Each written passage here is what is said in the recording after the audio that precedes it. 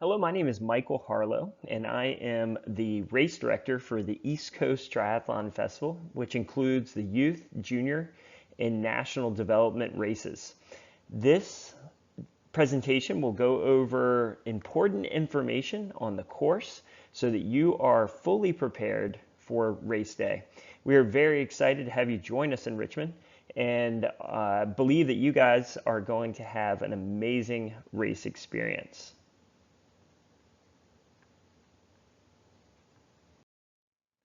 Before I get started, I do want to give recognition to the several sponsors who are making this race possible. You can see all these sponsors on this slide. If you are aware of these sponsors or have any opportunity to do business with these sponsors, we highly recommend it. These sponsors believe in fitness. They believe in triathlon and the impact of fitness in people's lives. And so I would encourage you to seek out these different businesses and do business when appropriate with them. I want to take a quick moment and talk to you about Live Red Foundation, which is the local organizing committee. As a local nonprofit, Live Red Foundation seeks to empower all children. Live Red Foundation does this by providing a free fitness program that teaches life skills to children in Richmond's lowest opportunity neighborhood. And through this program, they are working with thousands of children every year and having a significant impact on our local community. Now, the way Live Red Foundation raises the funds to be able to offer such amazing programs is through its multi-sport and running event series, including the East Coast Triathlon Festival. So by participating in this event, you are making these life-changing programs possible. So we truly thank you for being here and being part of this amazing event.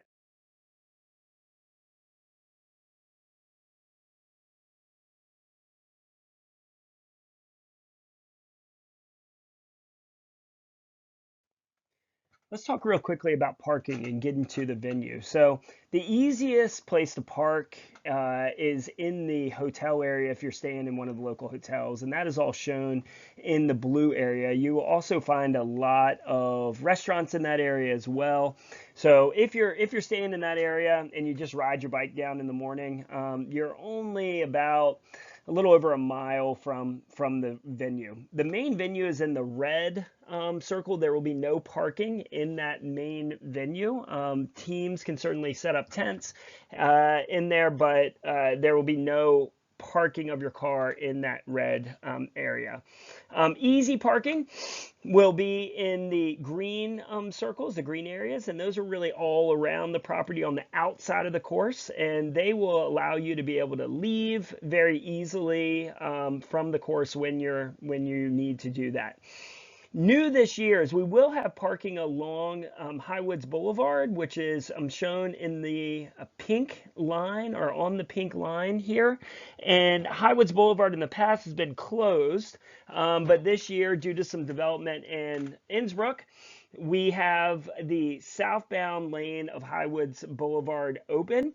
And that also means that there is parking along Highwoods Boulevard as well. Now, you will only be able to exit out of those parking lots with a right-hand turn and head southbound because northbound will be closed for the participants. Also note real quickly, the yellow circle is inside the course, and if you park there, you have to be in that lot before 7, and you will not be able to leave until after 5 o'clock. So do not park there if you need to leave anytime between 7 a.m. and 5 p.m. The next few slides will go over the schedule. The schedule will begin with the junior elite races at 7 a.m. and 8:30 a.m., followed by the youth elite races at 10 o'clock and 11 a.m.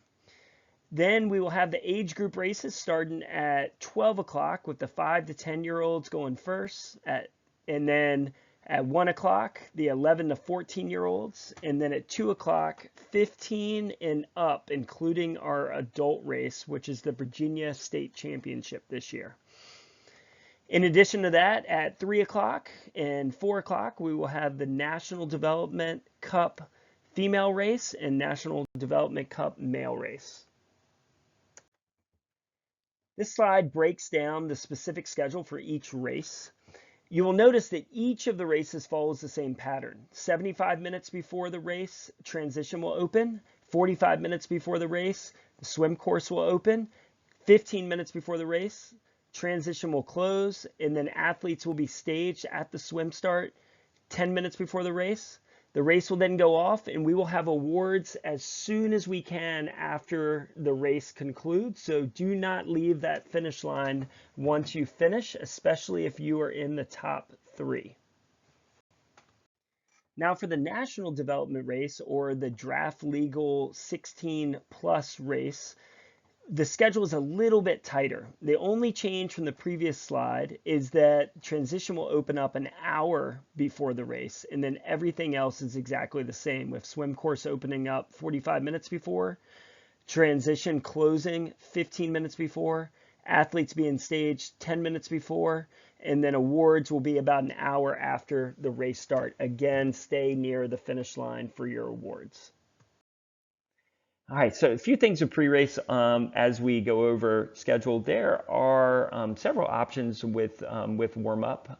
We already talked about the swim warm-up, the bike warm-up. You can go out on the race course as long as there is not a live race going on the course. So feel free to use the race course. But there's several roads, neighborhoods around other kind of office-y areas around that are outside the race course. So even if a race is going on, you can kind of go on the outside of the race course and find plenty of options for warming up. And then obviously it is also an option to use a trainer. You're welcome to bring that in and set that up and be able to use that as well. Same thing with the run, many options kind of around the venue that you can use for warm up. That should not be a problem for the run. When you are ready to check in, you're going to do this outside each transition area. You're going to want to bring your bike, your helmet, and have your helmet on your head with the race number. You're going to want to have your uniform on your body and your tattoos in place, both on your arms and your legs. The rules briefing will go over exactly where those tattoos go. Officials will be conducting a thorough check of all equipment. So you'll want to make sure that you have followed all the equipment rules and are ready for that check-in. Again, those rules will be gone over through the rules briefing. For staging, you're going to receive your swim cap and timing chips down by the swim start. There will be a tent down there, and you can receive that anytime during the swim warm-up. And then will line you up based on numerical order 10 minutes before the start, and then call you out to your race start from there. All right, let's go a little bit over the course. So transition, before you start that, you're going to rack your gear at the transition area that is marked by the last 2 digits of your race number. So for example, if you are number 220, you're going to find 20 and you're going to rack your bike at that 20. Because we have multiple races, there will be multiple people, the 220, 320, 420, 520 that will rack at that 20 spot. You will want to rack your bike by the seat nose pointing toward the flow of traffic, so pointing towards the center of transition. You want to have your gear on your bike, behind the front wheel of the bike, or in the transition bin. And no race bibs will be used in these races. And once racked in transitions, bikes cannot be removed until the competition begins. That means that you will want to do your warm-up before you rack your bike or check in to transition. All right, with transition 1, this is a 485-foot run from swim exit to transition. So from the edge of the water up to the entrance to transition, 485 feet. When you get into transition, all your used swim equipment must go in the transition bin. It must go in the transition bin. Your transition bin will be marked with those same last 2 digits of your race number. So again, if you are 220, you're going to look for the transition bin is labeled 20.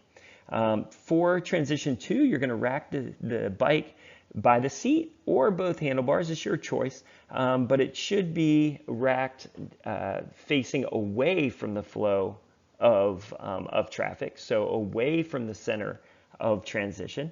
And all used bike equipment, once again, needs to be placed in transition bin. So this is, for example, your helmet needs to be put in that transition bin before you leave transition. Now here's how transition will work. You can see down where the white line begins down by the water. That's where the athletes will exit the water and run that white line on a path up to transition. You will have a designated transition. You will either be set up in transition A or transition B. You will not be able to run into the other transition. It will be closed.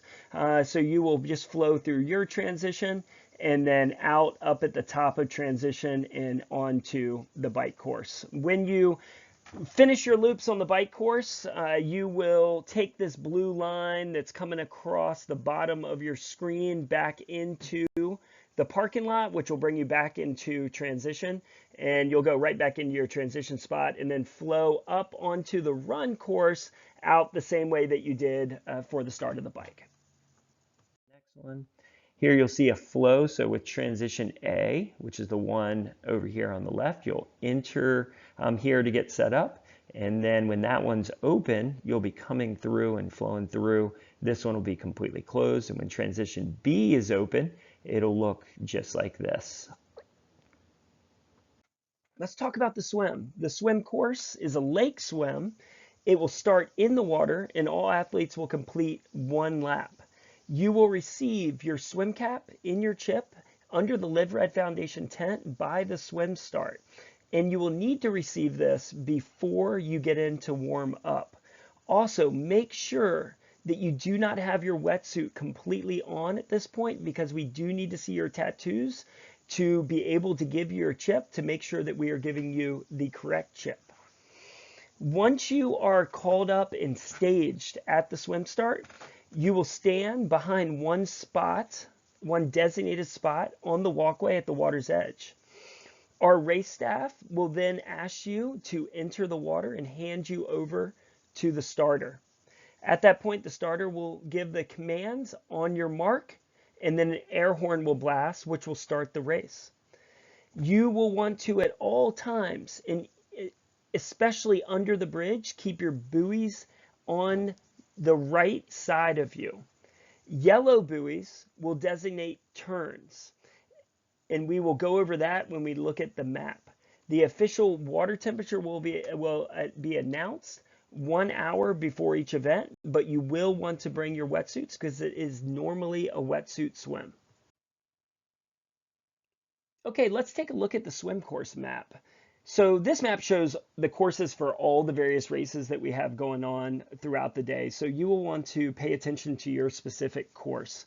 For the National Triathlon Development Race as well as the Youth Elite Race, you will follow the yellow route. For the Junior Elite Race, you will follow the red route.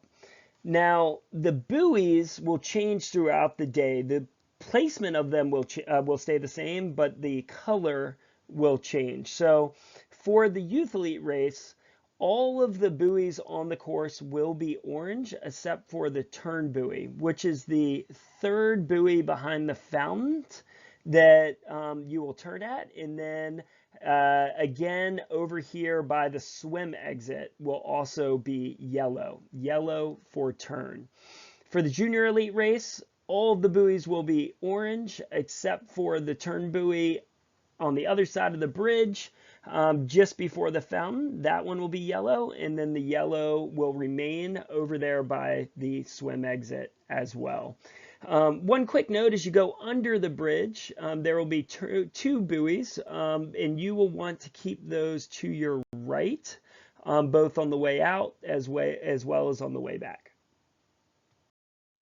All right, now it's important to note that there's no running during the swim. There is one little section, I'll show it to you in just a second, where the lake can be a little shallow and athletes can possibly stand up and make forward progress by running, but this is not legal. Any athletes that do this will be disqualified, and there will be officials stationed at the bridge that will be looking for this and writing down numbers. So please make sure you do not run during the swim. You'll see this section is right in here. This is a bridge coming over top of it, and if you kind of took it hard to the left, you might be able to stand there, but you cannot. It is illegal. You will not be able to do that. So please don't do it, or you will be disqualified. Now again, this is only the case with the juniors. The youth and the national development race will turn right here, so you won't have to worry about this. Let's move on to the bike course. So the bike course will flow in a clockwise direction with a few turns, but then there's one 180-degree U-turn on the course. As you come back towards transition, you will not turn in and travel through transition, but stay out on Highwoods Boulevard until you've completed all of your laps. Once you've completed all of your laps, then you will turn into the parking lot to return to transition. The wheel pit will be located on Highwoods Parkway just a bit after you come out of transition and turn right. The lap out and overlap rule will be in effect for all of these races, so Youth Elite, Junior Elite, as well as NTDR. Junior Elites will be making 4 laps, Youth Elite and NTDR will be making 2 laps. There are some speed bumps near the end of the bike course that you'll want to be aware of, but you are perfectly fine to ride right through those. We have never had any problems with this in the past. Here's what the bike course map looks like. Now, I know that you can't see my pointer, so I'll kind of talk you through this. As you exit transition, you're going to be making a right-hand turn on Highwoods Parkway. You're going to go up to a right-hand turn on Sadler Place, which is going to take you to a fairly decent downhill, taking you to a right-hand turn onto Cox Road. That is typically the kind of the hairiest corner on the course, just because you have a lot of speed coming into it. So just be careful as you make that right-hand turn and make sure you're safe. This section along Cox Road, which is this kind of longest section, is a slight uphill. Some years we can have some wind at your face. Sometimes we'll have wind at your back, but it's a slight uphill, taking you all the way up to Inns Lake Drive, where you'll make a right-hand turn and then another right-hand turn onto Dominion Boulevard. This back section is fairly flowy and frequently pretty fast with the wind direction. You will come down to Waterfront Place, which you'll do a short out and back with a 180-degree turn. Again, another area where you're going to want to be super safe going around that turn and navigate it safely. And then you'll come up and make a right-hand turn on the Highwoods Parkway. You will see the right-hand turn into transition. You will not make that turn until you've completed all of your laps. Instead, you will continue straight to go out on your next loop. The right-hand turn into transition will be reserved for your final lap. All right, you can see right here where that turn to go into transition is when you are done with your final lap. Okay, let's move on to the run course. The run course follows part of the bike course. There's an aid station 200 meters from the start, as well as 200 meters from the finish line. Athletes will turn left around the U-turn on the far end of the course, and junior elites will make a U-turn around another cone to start their second lap that's right before the finish line. You will also make a left turn around that same cone to enter the finish line chute after your lap or laps are complete. Pacing is not allowed by any coaches, teammates, or friends. Junior elites will make 2 laps, as well as Youth Elite and NTDRs will make 1 lap. Here's what the run map looks like. Again, we will come out of transition following the same route as the bike course for the beginning of the run. you will run on a relatively flat road along Highwoods Parkway with a slight decline, making a right-hand turn onto Sadler, which is a little bit steeper of a decline down to Cox Road, which will continue with a slight decline down to the lake. Once you pass the lake, you will have a slight incline up to the U-turn. You'll make a left-hand turn around that U-turn, running back on that slight decline down to the lake, slight upcline, back up to Sadler, make a left-hand turn. That's your steepest hill on the course, but still not too steep. And then a left-hand turn onto Highwoods Boulevard. If you are Youth Elite or in TTR, you will make a left turn around the cone there and into the finish chute. If you're a Junior Elite, you will make a left U-turn around that cone and you will head back out onto the course for your second lap. All right, post race, when you get to the post race, we'll have an area where you can receive food, drink in your finish medal. We also have food trucks and some different vendors out there if you want some additional food as well. Again, you will want to remove your bikes from transition immediately after the race, and we will be giving awards almost immediately after the race for the top 3 per race. So when I say per race, I mean top 3 junior development female, top 3 junior development male, and so on. Now it's important to realize that this is not the only briefing that you need to view. You also need to view the rules briefing that was produced by the officials for the event.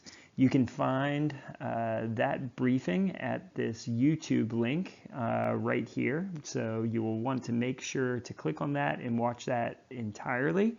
After watching both briefings, it is imperative that you sign the Google form at this link stating that you did watch both briefings to be allowed to race. This is very important. You do not want to be blindsided the morning of the race by us realizing that you haven't viewed these presentations. So make sure you do that and get that taken care of. Outside of that, I think you've got all your information to have a successful race. We wish you the absolute best luck and are excited to see you in Richmond here in a couple weeks.